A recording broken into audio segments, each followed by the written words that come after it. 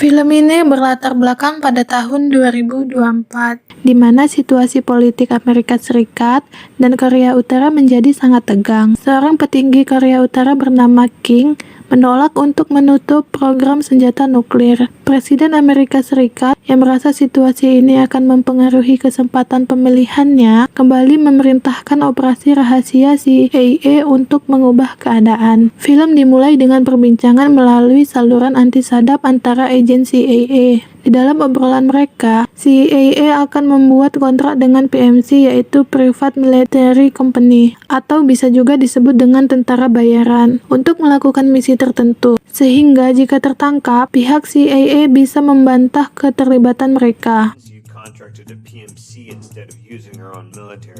Raptor 16 yang dipimpin oleh Ahab dan memiliki personil sebanyak 12 orang yang berasal dari berbagai suku dan budaya. Ada Latvia, Kolombia, dan Papua.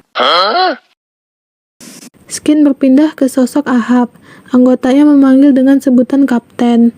Dan ini adalah Logan, anggota baru yang direkrut Ahab, karena keahliannya yang bisa meretas.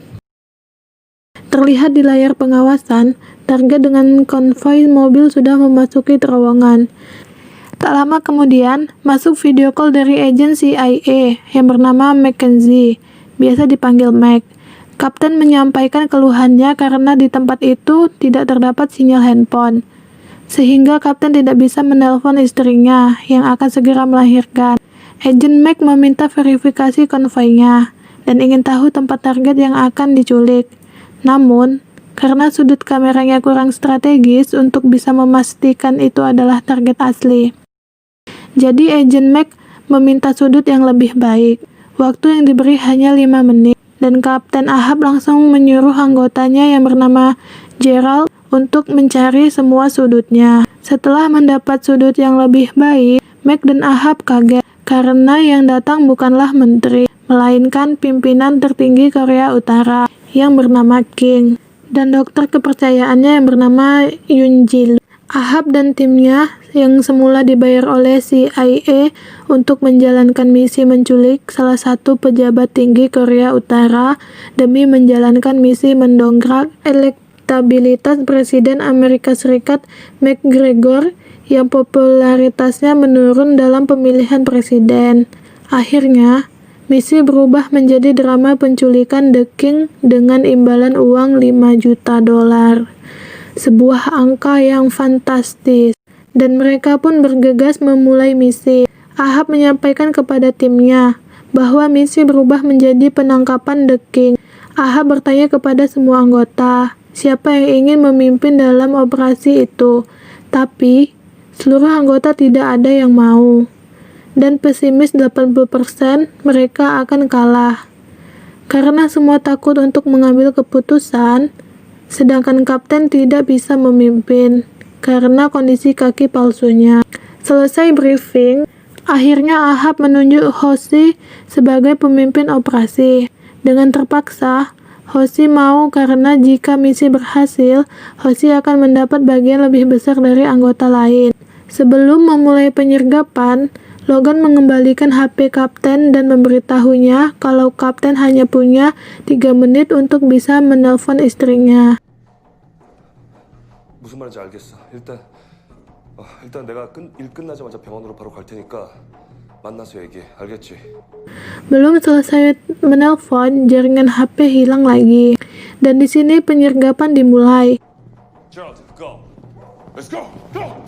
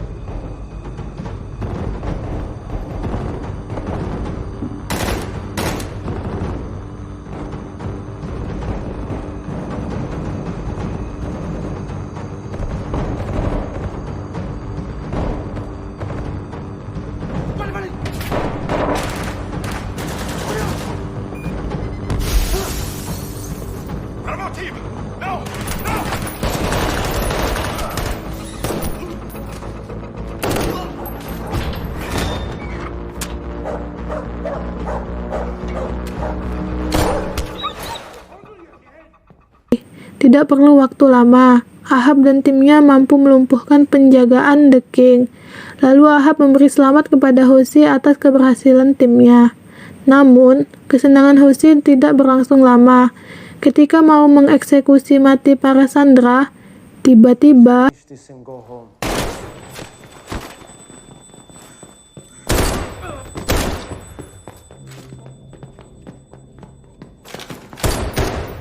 Hoshi ditembak oleh tentara Korea Utara yang ternyata masih ada yang hidup. Dan Hoshi mengalami pendarahan hebat yang membuatnya meninggal dunia. Dalam situasi panik, tim Ahab mengatakan kalau posisi mereka bocor. Dan ada berita mengejutkan yang mengatakan kalau tentara bayaran yang disewa CIA telah membunuh pimpinan Korea Utara, yaitu King, 10 jam yang lalu. Dan nasib para tentara bayaran berhasil dibekuk oleh tentara Korut. Sontak Raptor 16 kesal karena sudah ditipu oleh berita tersebut. Masalah bertambah pelik karena tentara bayaran lainnya juga mengejar target yang sama, yaitu The King. Karena merasa terpojok oleh PMC lain, tim Ahab bergegas untuk menghancurkan jalur yang akan dilewati musuh dengan bom C4. Okay, Gerald, you go.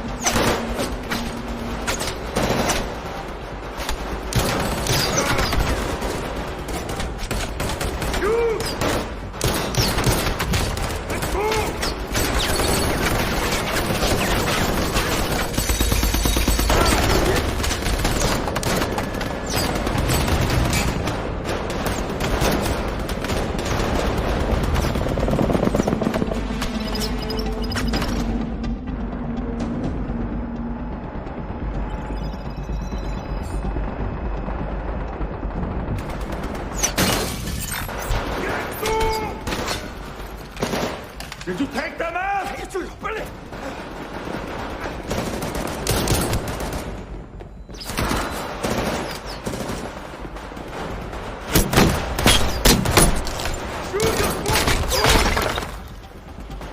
JP, stay low. We'll get you out. Look, no. Man, No, Raptor 1-6, get King out first. what about my team? Backup's on the way for them. Man, you're sitting ducks in here. We need a backup right now. King first. Go. Namun terlambat, musuh sudah terlanjur masuk dan jumlahnya lebih banyak. Satu tim Ahab tewas dalam baku tembak ini. Saat Ahab sudah kembali ke ruang kontrol, tiba-tiba Logan ditembak oleh Marcus. Raptor 1-6, what just happened? Shut it off. What the fuck's going on? What happened? Shut off that fucking radio. Raptor 1-6, sit rep. What's your status? Raptor 1-6, Ahab. Oh, fuck. That's it too. Come on.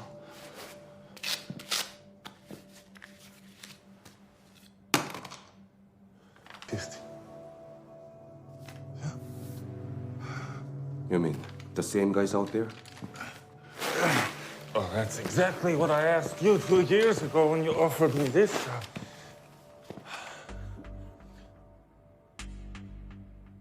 Let's keep it logical, yeah? Right? Yeah? Okay. Ternyata Marcus sudah disuap oleh intel lain, yaitu First Service, sebuah perusahaan tentara bayaran yang diakui oleh Cina. Di sini Marcus memberitahu Ahab kalau First Service akan menawarkan gaji 2 kali lipat, tunjangan juga kewarganegaraan. Mereka dikhianati Marcus. Ahab mencari kesempatan untuk mengambil diam-diam pistol yang ada di kursi dan berhasil mengalihkan Marcus. Tapi Marcus sadar kalau pistol di kursi sudah diambil Ahab. Marcus mengajak Ahab untuk bergabung dengannya, tapi Ahab tidak percaya dengan tawaran itu. Dan ketika ada kesempatan, Ahab menembak Marcus, tapi Marcus berhasil mengelak. Adu tembak pun terjadi antara Ahab dan Markus. Di saat Ahab terkena tembak di kaki yang membuatnya tersudut, Logan bangun di waktu yang tepat dan menembak Markus. Walau Logan dalam kondisi pendarahan, tapi dia masih selamat karena peluru Markus sempat terhalang laptopnya. I'd save someone if they got shot. Dan masih di markas, ternyata King dalam keadaan kritis. Ahab langsung membuka koper P3, tapi di tim mereka tidak ada yang tahu soal medis. Jadi Ahab menyuruh timnya mencari Dr. Yun. Setelah bersama Dr. Yun, tim Ahab memberinya alat komunikasi untuk terhubung ke Ahab agar bisa memberi arahan untuk membuat King tidak kritis. Tapi Dr. Yun tidak mau membantu menolong King karena Dr. Yun tidak percaya kepada Ahab yang nantinya akan membunuh Dr. Yun jika sudah membantunya menolong King. Agar Dr. Yun percaya kepada tim Ahab, Ahab menyuruh timnya untuk memberi senjata kepada Dr. Yun untuk membela diri. Kemudian, Dr. Yun pun membantu Ahab menolong King, dan jantungnya pun kembali berdetak setelah berhenti beberapa menit. Namun, King butuh transfusi darah. Sayangnya, stok darah membeku dan tidak bisa dipakai. Kemudian, Ahab menemukan petunjuk transfusi langsung yang disuntikan ke leher pendonor. Mengetahui Logan masih hidup dan memiliki golongan darah O, dengan terpaksa Ahab mengambil darah Logan. Walau Logan juga dalam kondisi lemah, karena kalau King mati, mereka semua juga akan mati. Dikarenakan tidak ada bantuan yang datang. Singkat cerita, King sudah mulai pulih dari kritis, dan Ahab meminta Agent Mac mengirim bantuan medis. Bukan bantuan yang datang, malah bunker dibom dan membuat Ahab berilusi saat dirinya terjatuh dari parasut sehingga membuat kakinya patah.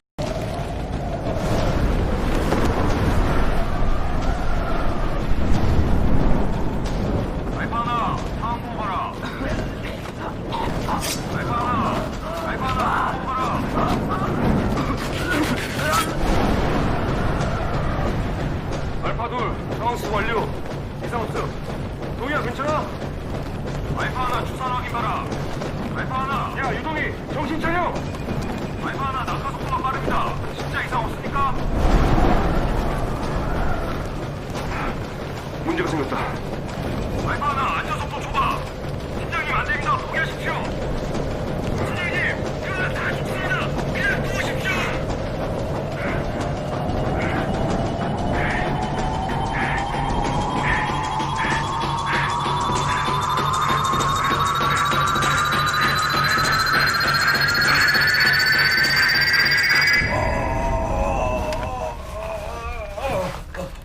Setelah markas hancur akibat dibom, Logan pun meninggal.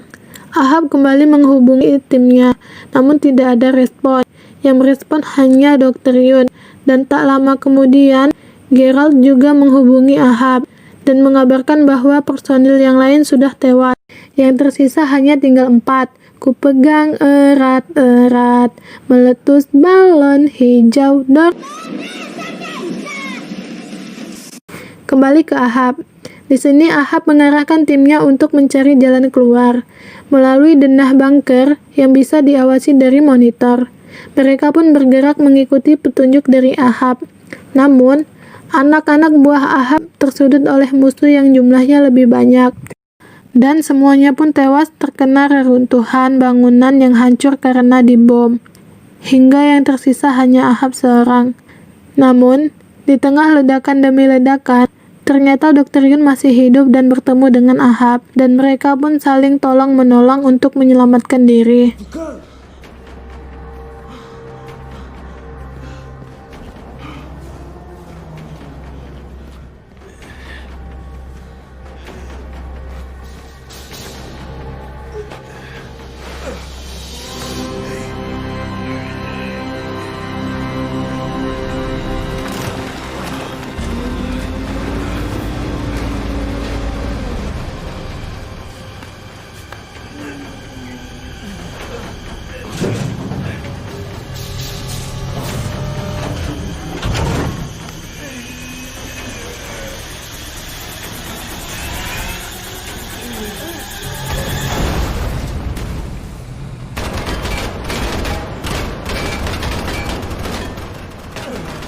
Tidak lama kemudian, Ahab dan dokter ketahuan oleh musuh dan nyaris terbunuh. Namun, bantuan datang di waktu yang tepat, yang membuat Ahab, dokter, dan King berhasil dievakuasi.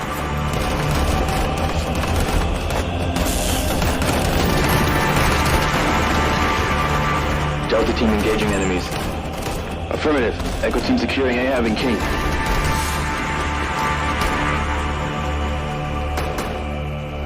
Hey, are you okay? I'm okay. King's alive. Setelah mereka mengudara, tiba-tiba pesawat mereka diserang oleh Cina. Situasi kembali mencekam dengan tertembaknya pesawat Ahab dan membuat semuanya bersiap untuk terjun dengan parasut.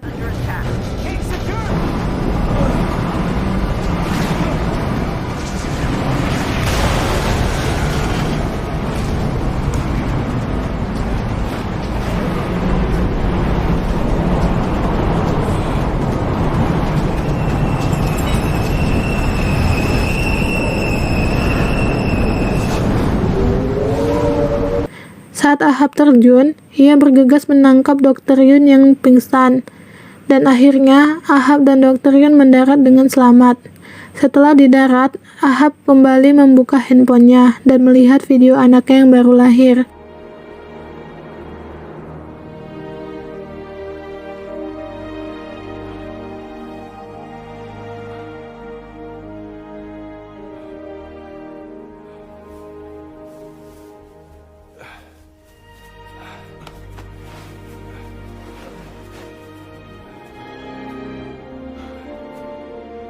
Dan film pun selesai. Menurut penilaianku, plot film ini tidak memberikan gambaran yang jelas tentang setting cerita karena hampir keseluruhan adegan mengambil lokasi di dalam ruangan tanpa kita mengetahui bagaimana bentuk eksterior bangunannya. Tak jelas di mana letak pintu masuk dan keluar, dan berapa jumlah lantai di dalamnya. Penonton hanya mengikuti alur plot dari sosok tokoh utama serta mengawasi ruangan menggunakan monitor berupa denah bunker yang digambarkan memiliki banyak lorong. Satu hal yang absurd adalah ketika sebuah tank tiba-tiba muncul 4 lantai di bawah tanah yang di atasnya sudah porak-poranda karena diserang bom dari luar. Belum lagi lorong-lorong yang begitu kecil. Mustahil untuk dilewati sebuah tank. Lalu dari mana kendaraan besi tersebut masuk? Kejanggalan-kejanggalan seperti ini banyak lagi yang membuat seluruh filmnya menjadi tak masuk akal. Bagi yang menyukai aksi baku tembak layaknya video game, mungkin kamu akan menyukai film ini.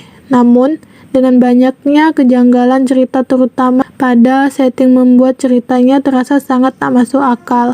Unsur aksi ketegangan mendominasi tanpa henti membuat penonton tak sempat memikirkan detail plot cerita, apalagi berempati untuk para tokohnya.